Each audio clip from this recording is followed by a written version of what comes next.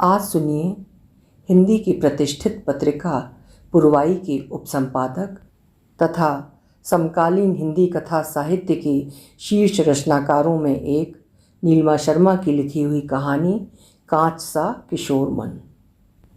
नीलिमा जी की कहानियों में मनोविज्ञान एक महत्वपूर्ण भूमिका निभाता है, क्योंकि वो अपने पात्रों की मानसिक दशाओं, उनके विचारों और भावनाओं को बहुत ही सूक्ष्मता से चित्रित करती हैं।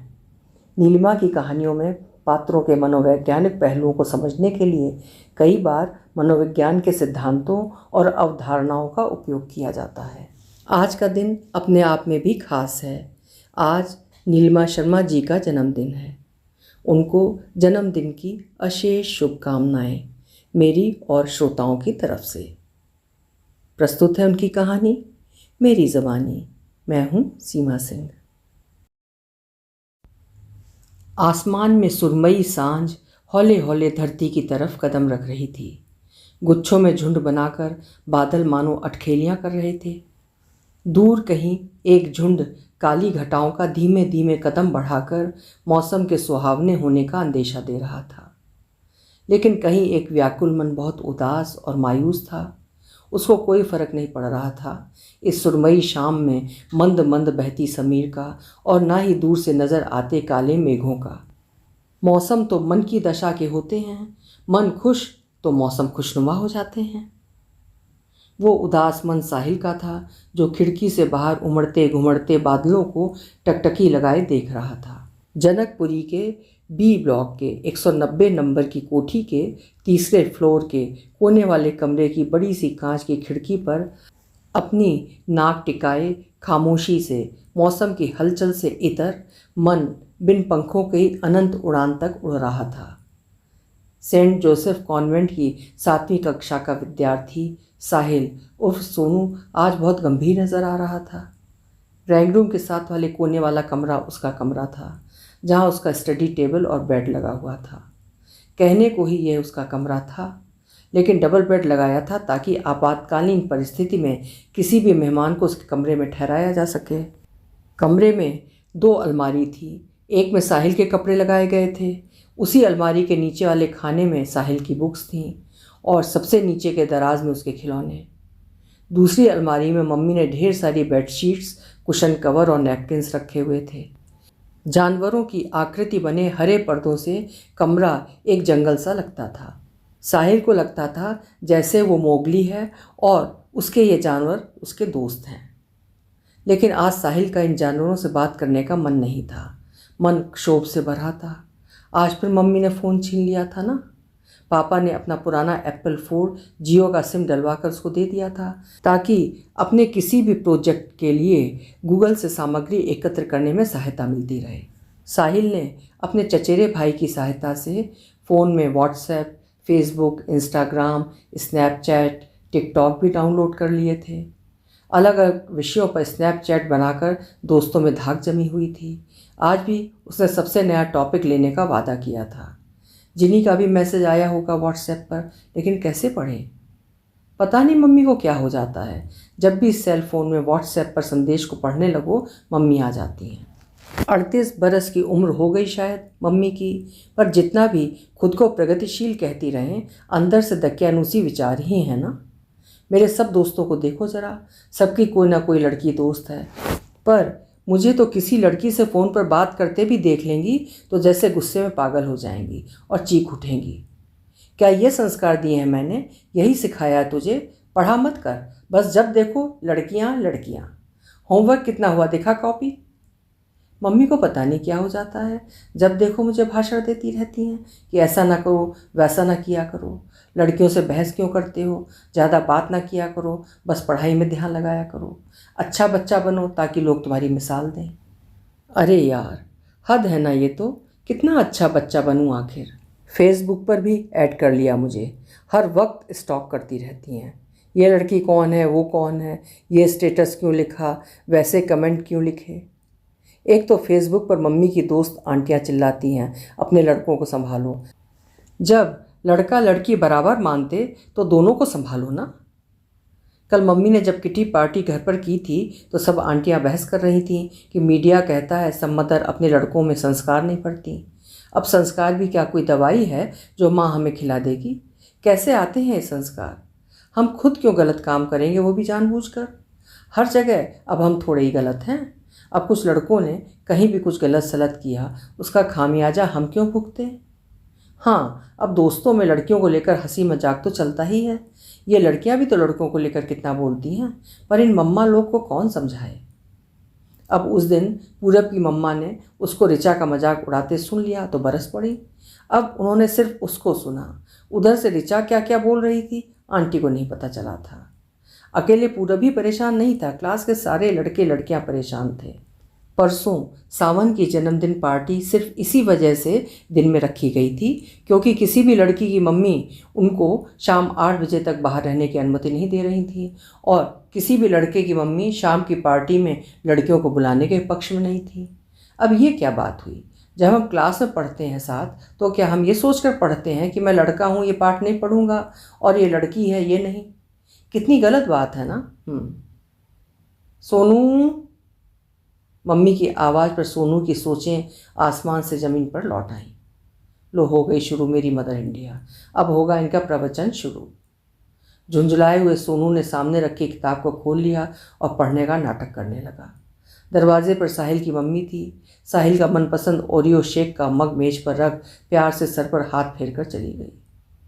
दूध का गिलास, जब देखो ये खा ले वो खा ले, कभी मुझे अपनी ज़िंदगी तो जीने नहीं देती। ये फेसबुक व्हाट्सएप ने भी माँ लोगों को बिगाड़ दिया है। पता नहीं कैसी कैसी सहेलियाँ दोस्त बना लेती हैं। कोई कहता पूछता जो नहीं है, ये खुद तो अनजान दोस्त बना लेंगी और हम हैं कि जान पहचान वाली लड़की के साथ एक्टिवा पर भी ट्यूशन या कहीं भी नहीं जा सकते। जब मैं बड़ा हो जाऊंगा ना, अपने बच्चों को जो चाहेंगे करने दूंगा।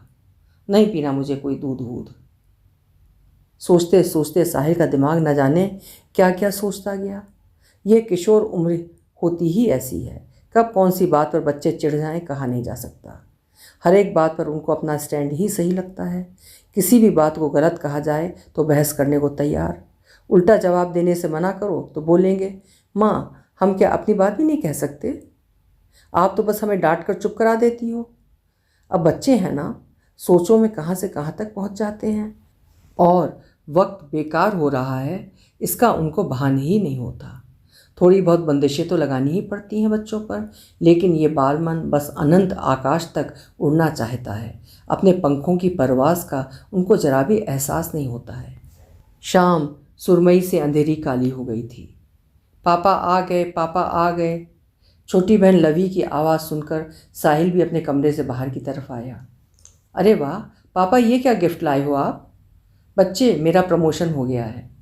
आज दफ्तर में समारोह था, उसमें मुझे ये उपहार मिला है। पापा मैं इसको खोलूं? हाँ बच्चे, आप इसको खोल कर देखो और अपनी माँ को दिखाओ। पापा ने खुशी से बेटे को प्यार करते हुए कहा। अरे ये सब क्या है? पापा आए नहीं कि तुमने उनकी तलाशी लेनी शुरू कर दी? चलो जाओ यहाँ से, पापा को आराम करने दो। पापा को पानी का गिलास पकड़ाती माँ की तेज़ आवाज़ ने फिर सोनू को खिंचा दिया। उनकी तुनक मिजाजी फिर शुरू हो गई थी। उफ, ये मम्मी भी ना। मन में गुस्सा लिए सोनू अपने कमरे की तरफ बढ़ गया। ये मम्मी भी ना जब देखो पापा पर अपना एकाधिकार जमा लेती हैं। दिन भर इनकी किट्टी पार्टी वाली सहेलियों के फ़ोन आते हैं, फेसबुक तो खुला ही रहता है, आते जाते झांक लेती हैं किसने क्या लिखा है और शाम होते ही पापा पर इनका एकाधिकार हो जाता है। ये तो अच्छी बात है, लवी है जो उसके साथ खेल लेता हूँ थोड़ी देर। कार्टून भी कुछ देर ही देख पाता हूँ उसकी मेहरबानी से, वरना माँ को तो मुझे दुनिया का सबसे अच्छा बनाने का मेडल लेना है। अब होमवर्क करना होगा, कल मानसी का जन्मदिन है, स्कूल में ही सबके लिए बर्गर और केक लेकर आएगी। अगर माँ को बताया तो कहेंगी कि क्यों, अपने घर का खाना खाओ, जंक फूड से दिमाग कमज़ोर होता है। ओफो, कितना बोलती हैं ये माँ लोग। हाथ से वर्क होता रहा लेकिन दिमाग में आत्मालाप चल रहा था और कब थककर आंखें उनींदी सी होने लगी। साहिल थक गया था लेकिन बोझिल मन से होमवर्क में लगा रहा। कब नींद की देवी उसकी आंखों में घर बसाकर बैठ गई उसको पता ही नहीं चला। पापा, सर पर प्यार भरा स्पर्श पाकर होमवर्क में मग्न साहिल का चेहरा खिल गया। पापा के हाथ में खाने की थाली थी। अपने हाथ से एक एक कौर तोड़कर खिलाते हुए पापा ने स्कूल की, रणवीर सिंह की ढेरों बातें की और साथ साथ स्कूल की फिल्मों की, कार्टून की, दोस्तों की, फैशन के कपड़ों की, नए जूतों की भी। तभी बालमन एकदम से बोल उठा, पापा एक बात बताओ, क्या लड़कियों से दोस्ती करना गलत बात है? नहीं बेटा, गलत क्यों? जैसे तुम अपने लड़के दोस्तों से मिलते हो वैसे ही उनसे भी मिलो ना, वो तुमसे कम थोड़े ही हैं। पापा सुनील कुमार मुस्कुराते हुए बोले, उनको मम्मी याद आ गई होंगी ना शायद। पापा फिर माँ क्यों कहती हैं लड़कियों से कभी ज़्यादा बात मत करो, उनको दोस्त नहीं बनाओ? कल सिमी आंटी भी कह रही थी कि आजकल लड़के लड़कियाँ आग और घी हैं, इनको अलग अलग रखना चाहिए। उन्होंने अपनी बेटियां मसूरी के गुरु नानक स्कूल में पढ़ने भेज दी, जो सिर्फ लड़कियों का है। क्या लड़के लड़की दोस्त नहीं हो सकते? गर्ल को फ्रेंड बनाना गलत है क्या? नहीं सोनू बेटा, लड़कियां और लड़कों में फ़र्क करके क्यों दोस्ती करना? जिनसे अपना मन विचार मिले उनसे दोस्ती करो, ना कि जेंडर देखकर। पापा क्या अब जिन्नी का दोस्त नहीं रहा मैं? उसने स्कूल बदल लिया है, अब रोज़ाना नहीं मिलती है, लेकिन मुझे उसके साथ रोज़ाना बात करना अच्छा लगता है। उसके साथ सब शेयर करना बहुत पसंद है। लेकिन मम्मी ने मेरा फ़ोन छीन लिया है, आज व्हाट्सएप संदेश भी नहीं पढ़ पाया हूँ मैं। मेरा फ़ोन वापस दिलाओ ना मम्मी से। बच्चे के मन मस्तिष्क में जब सवालों का तूफान उठता है तो उसको शांत करना कितना मुश्किल होता है। आजकल के बच्चे कितने ही मोर्चों पर लड़ रहे हैं। पढ़ाई का बोझ, हर क्षेत्र में हरफन मौला होने का दबाव, गला काट नंबर प्रतियोगिता, विपरीत लिंग का आकर्षण, बदलती तकनीकी से अपडेट रहने का तनाव, ये सब उनको परेशान और कमज़ोर बना देते हैं। उस पर ये टीवी, इंटरनेट में जो ज्ञान अज्ञान का खजाना है, जो एक क्लिक पर उनको एक ऐसी दुनिया में ले जाता है जहाँ सही गलत की एक महीन रेखा होती है। उनकी जिज्ञासाओं का समाधान हर बार नहीं होता। नया जान लेने की चाह कई बार गलत दिशा की तरफ ले जाती है। उस पार आजकल के माता पिता की अपनी व्यस्ततम जीवन शैली उनको और भी एकाकी बना देती हैं। साहिल के सर पर प्यार से हाथ फेरते हुए, आंखों में झांकते हुए उसके पापा बोले, बेटा दुनिया में जितने भी साधन बने हैं सब मनुष्य की सहूलियत के लिए बने हैं, परंतु हमने ही उनको विलासिता बना दिया है। सबका दुरुपयोग हो रहा है। आपको सेल फ़ोन दिया गया था कि आप जहाँ भी जाओ हमारी पहुँच में रहो।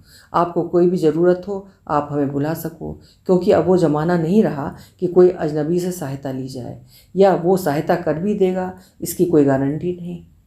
आप स्कूल के प्रोजेक्ट्स के लिए सब सूचनाएं एकत्र कर सको, ज्ञान बढ़े आपका, लेकिन आप सारा समय व्हाट्सएप, टिकटॉक पर लगे रहते हो या दोस्तों के साथ संदेशों का आदान प्रदान में। गलत बात है ना? कई बार आप गूगल पर बेकार चीज़ें सर्च करते रहते हो। मम्मी को सब पता चल जाता है आप कब क्या कर रहे थे, प्यार से समझाते हुए पापा ने कहा। और हाँ, लड़की से बात करना, दोस्ती करना तब गलत है जब आप सिर्फ लड़की मानकर दोस्ती करते हो। जिस तरह का व्यवहार आप अपने लड़के दोस्तों से करते हो उसी तरह का व्यवहार अपनी लड़की मित्रों से रखो। इस उम्र में बहुत अच्छा लगता है विपरीत लिंगी का अपने पास होना। तुम लड़कियों से दोस्ती रखो, परंतु ये भी याद रहे कि हर रिश्ते की एक मर्यादा होती है। हमें हमेशा अपनी सोचों में भी याद रखना चाहिए कि जैसा हम सोचते हैं ज़रूरी नहीं दूसरा भी ठीक वैसा ही हमारे लिए सोचता होगा। इसके लिए सबकी सोच की इज्जत करनी चाहिए और किसी के भी कैसे भी स्पर्श को पहचान लेना चाहिए। ना तो किसी को खुद को स्पर्श करने दो, ना ही किसी को भी स्पर्श करो। भगवान ने हमें लड़का या लड़की बनाया तो हमें एक दूसरे की भावनाओं का सम्मान करना चाहिए। माना आज तुम्हें एक लड़की बहुत प्यारी सी लगने लगी है, तुमको उसका साथ हर वक्त पसंद है, तुम दिन में 10 संदेश उसके सेल पर भेजते हो तो क्या होगा? तुमको तो वो पसंद है, परंतु उसको तुम न पसंद हो तो, या उसको तुम्हारे संदेशों से कुछ फ़र्क नहीं पड़ता, या उसके परिवार को नहीं पसंद होगा। ये सब सोचो, उस लड़की को आपकी वजह से कितनी परेशानियां होंगी ना।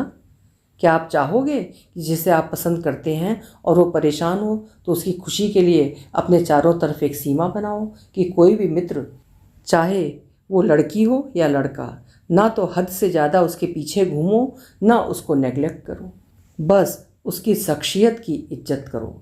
आगे जाकर देखना, जब तुम ज़िंदगी में कुछ बन जाओगे, तुम्हारे अच्छे मार्क्स आएंगे, तुम्हारा व्यवहार सबके साथ अच्छा और हेल्पफुल होगा, तुम कक्षा में ऑलराउंडर बनकर असेंबली में खड़े होगे तो सब चाहेंगे तुमसे दोस्ती करना। फिर मम्मा क्यों कहती है कि दोस्तियों पर ध्यान ना दिया करो? सही तो कहती है, आपकी पढ़ाई की उम्र है। लड़की को दोस्त मानो, मनोरंजन का एक साधन नहीं। इसी तरह लड़के भी दोस्त हैं जो आपको मन से व्यवहार से पसंद हैं, चाहे गरीब हैं, अमीर हैं, मेधावी हैं या जो औसत हैं, उसको दोस्त मानो। और बच्चे, मम्मी भी एक लड़की है ना। अब जब आजकल लड़कियों के साथ इतना सब कुछ बुरा होता है तो वो अंदर तक उद्वेलित हो जाती हैं। उनको उन लोगों पर बहुत गुस्सा है, पर हम पर नहीं, तुम पर नहीं, वो हमारी है ना। आंखों में आंखें डालकर पापा ने समझाया।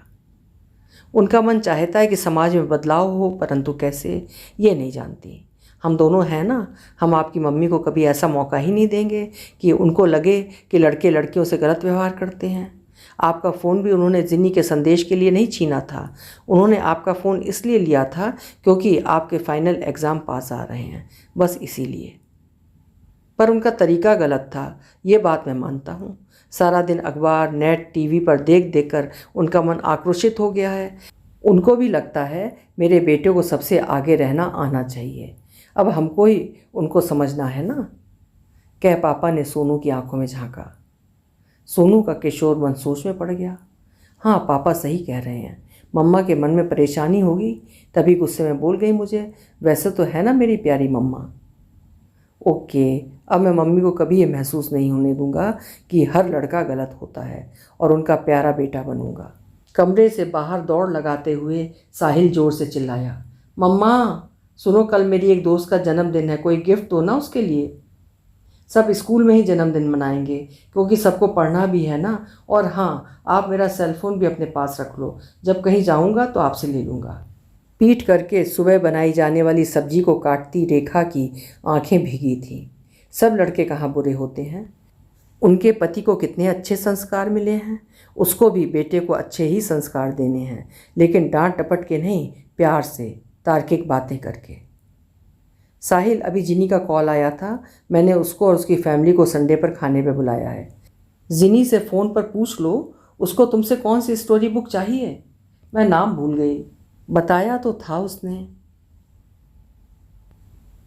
अभी आप सुन रहे थे नीलिमा शर्मा जी की लिखी हुई कहानी कांच सा किशोर मन, एक किशोर होते बच्चे की मनोभावों की कहानी। आपको कैसी लगी कमेंट सेक्शन में अपने विचार ज़रूर लिखिएगा। कल फिर मिलेंगे। हिंदी का श्रेष्ठ साहित्य सुनने के लिए कृपया मेरे चैनल्स को सब्सक्राइब ज़रूर करिए, लाइक करिए और शेयर भी करिए। बहुत बहुत धन्यवाद।